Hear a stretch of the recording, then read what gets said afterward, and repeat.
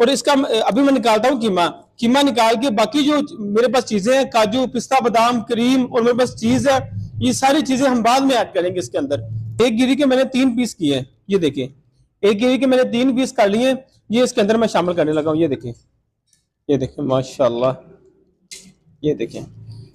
इससे ये होगा कि ये जो बड़े बड़े मैंने पीस काटे हैं, इससे ये होगा कि हम कबाब खाएंगे, हमारे कबाब खाते वक्त हमारे मुंह के अंदर बादाम भी साथ आएगा और काजू भी आएगा, ये क्रच क्रच करके साथ ये भी होगी हमारे मुंह के अंदर। इंशाल्लाह आप खाएंगे, आप याद करेंगे कि क्या चीज हमें जो है ना बना के दी है। ये देखिए माशाल्लाह, तो ये देखिए माशाल्लाह हमारे जो हरे भरे कबाब हैं, ये देखें कितने अच्छे तरीके के साथ ये तैयार हो रहे हैं। ये देखें माशाल्लाह, ओए माशाल्लाह, इतना मजेदार कबाब, मुंह के अंदर पिस्ता, बादाम, हर चीज आ रही है।